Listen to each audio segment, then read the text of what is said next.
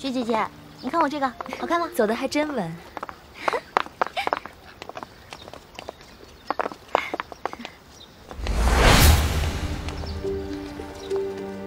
爹，雪姐姐，那不是我爹吗？他怎么进宫当太监了？那不是你爹，那是李德福李公公，大内总管。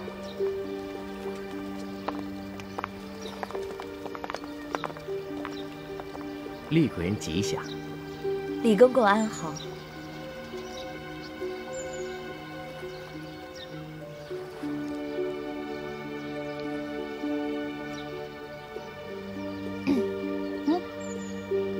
孝女李易欢给李公公请安。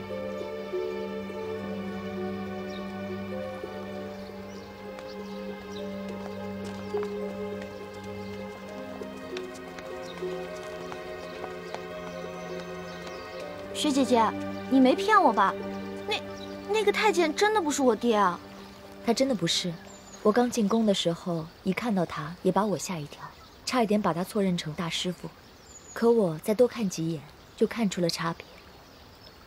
大师傅为人严正，心地坦荡，脸上的神情总是很严肃，喜怒都能看得出来。而这个李公公却是个深藏不露的笑面虎。 你永远也看不出他心里在想什么，怪不得，你都被封为贵人了，他对你好像还不是特别的恭敬。这你就不知道了。来，这李公公啊，是这宫里的大内总管，在这宫里面很有权势，再加上深得太皇太后的宠信，所以啊，后宫的嫔妃们都特别巴结他。 连皇后都不例外，我只不过是一个小小的七品贵人，他自然不会把我放在眼里了。怪不得呢，这个李公公刚才还对你打声招呼，跟我连理都不理。欢儿，你以后见到李公公一定要主动打招呼行礼。这紫禁城可不比咱们明珠谷。哦，为人处事一定要小心谨慎，稍有疏忽就得罪了人，别人在背后害你。 你却一无所知，那岂不是很危险？哎呦，这皇宫简直不是人待的地方嘛！你啊，从小一向在外面野惯了，如今也身不由己进了宫，还真是难为你了。你和你那个结拜兄弟龙三联系上没有？哎，别说了，根本就没有。我们这个刘嬷嬷。 简直不是人，我根本就没有机会逃脱他那些眼线，我只好让朱哥哥帮我去联系了。那就希望大师兄能够联系到龙三，让这个龙三在皇上面前帮你周旋，这样，你还能安全一些。不然以我现在的身份，也保护不了你。雪姐姐，六师傅，放心吧，我现在已经知道这皇宫的厉害了，我发誓。 我绝对不会再让雪姐姐、六师傅跟朱哥哥为难了，我绝对不会再给你找麻烦了。你说的话我们可不敢相信，但愿吧，但愿啊你能老实一点。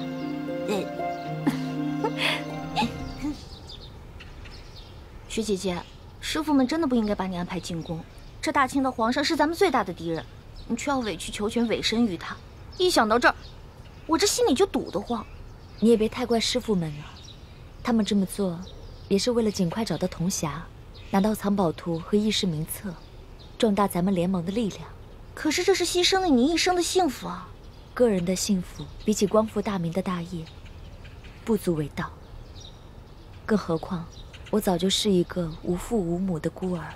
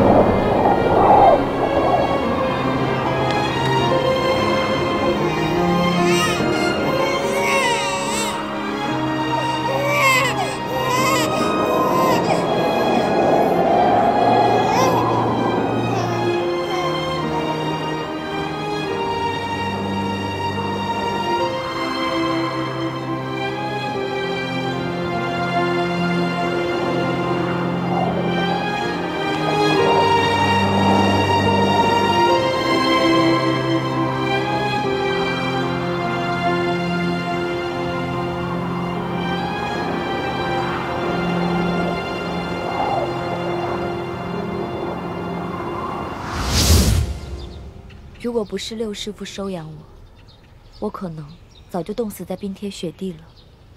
我跟六师傅名为师徒，实则亲同母女。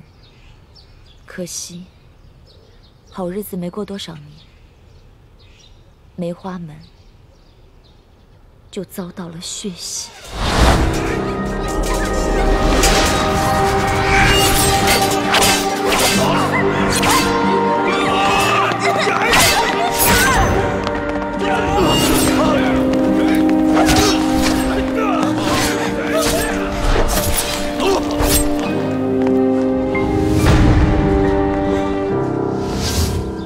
那个时候，我年纪还小，什么都不懂。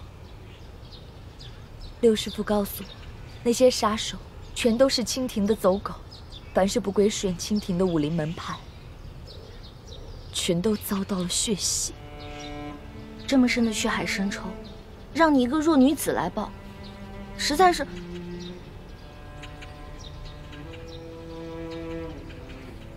我都不知道说什么好。你跟我还不是一样吗？咱们明珠谷长大的孩子，都是同样的命运。就连你和大师兄，你们一个是大明最后一个太子，一个是大明未来的太子妃，可为了光复大明的大业，不也冒着险潜入这紫禁城了吗？可是我不一样啊，我进宫是为了引起康熙跟鳌拜的内斗，只要一旦得手，我们就可以撤了。可是你要一直以身试敌，留在这紫禁城里，直到找到铜匣为止。你也不用太替我担心，我一进宫就得到了皇上的宠爱。我跟六师傅正努力在宫中收买耳目，拓展资源，相信我们很快就能找到铜匣，完成任务。雪姐姐，从小我就觉得吧，大人为什么总是宠你，给你贵重的首饰、好看的衣服，谷里牛羊挤的奶不给我们喝，却给你泡澡，原来是想把你养大送进宫里啊！哎呦，我小时候实在是太小心眼了，居然还会嫉妒你。一欢，那个时候咱们都是小孩子，难免会争大人的宠。以前全谷的人都宠着你，可我一进谷，大家却更宠爱我了。换作是我啊，我也会嫉妒。但现在你都知道了，在师傅们的心里，最宠爱的人始终都是你。雪姐姐，你放心吧，我跟朱哥哥已经进了宫了，而且我还结识了皇上的心腹侍卫，叫做龙三，我们也会想尽办法帮你一起找到铜匣，到时候我们就可以一起离开这个龙潭虎穴了。好，我们一起努力。嗯。